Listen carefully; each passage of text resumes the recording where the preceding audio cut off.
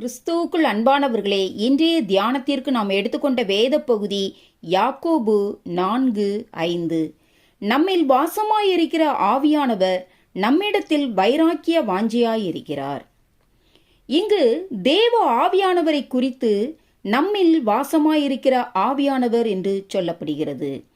என்றைக்கு ஒரு மனிதன் ரட்சிக்கப்படுகிறானோ அன்றிலிருந்தே பரிசுத்த ஆவியானவர் அவனில் வாசம் பண்ணுகிறார். இதைத்தான் யோவான் 14:17 உலகம் அந்த சத்திய ஆவியானவரை காணாமலும் அறியாமலும் இருக்கிறபடியால் அவரை பெற்றுக்கொள்ள மாட்டாது. அவர் உங்களுடனே வாசம் பண்ணி உங்களுக்குள்ளே இருப்பதால் நீங்கள் அவரை அறிவீர்கள் என்று சொல்லப்பட்டுள்ளது.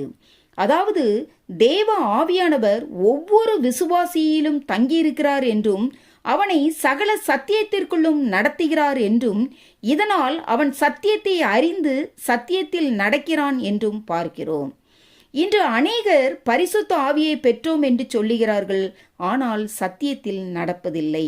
ஆகவே நீங்கள் அவரை அறிவீர்கள் என்று வேதம் போதிக்கிறதை நன்கு கவனித்து பார்க்க வேண்டும். அப்பொழுதுதான் அவரோடு ஆவிக்குரிய தொடர்பு நமக்கு இருக்கும். மேலும் இந்த ஆவியானவர் நம்மில் வைராக்கிய வாஞ்சியாயிருக்கிறார் என்று பார்க்கிறோம். அதாவது நம்மில் வாசமாயிருக்கிற பரிசுத்த ஆவியானவர் நம்மை குறித்தும் நம் சாட்சியை குறித்தும் நம் பேச்சுக்களை குறித்தும் நம் நடக்கையை குறித்தும் வைராக்கிய வாஞ்சியாயிருக்கிறார். ஆகவேதான் நம்மில் வாசம் பண்ணுகிற பரிசுத்த ஆவியானவர் நாம் பரிசுத்தமான வாழ்க்கை வாழவும் தேவனுக்கு பிரியமாய் வாழவும் நம்மில் தொடர்ந்து செயல்படுகிறார். மேலும் நாம் பரிசுத்த வாழ்க்கை வாழ்ந்து அதில் முன்னேறி செல்ல ஒவ்வொரு நாளும் நமக்கு வாஞ்சையை தந்து அதற்குரிய பலத்தை தந்து நம்மை வழிநடத்தி கொண்டே இருப்பார். யாக்கோபு 4:6 அவர் அதிகமான கிருபையை அளிக்கிறாரே என்று பார்க்கிறோம்.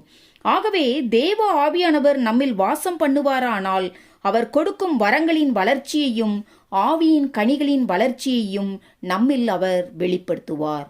எனக்கு அன்பானவர்களே, நாம் பரிசுத்தமான வாழ்க்கை வாழவும் தேவனுக்கு பிரியமாய் வாழவும் ஆவியானவர் நம்மில் வாசமாயிருக்கிறார் என்பதை அறிந்தவர்களாய் அனுதினமும் சத்தியத்தை அறிந்து சத்தியத்தில் நடக்கவும் ஆவியின் கனிகளை கொடுக்கவும் தேவன் தாமே நம் ஒவ்வொருவருக்கும் கிருபை புரிவாராக.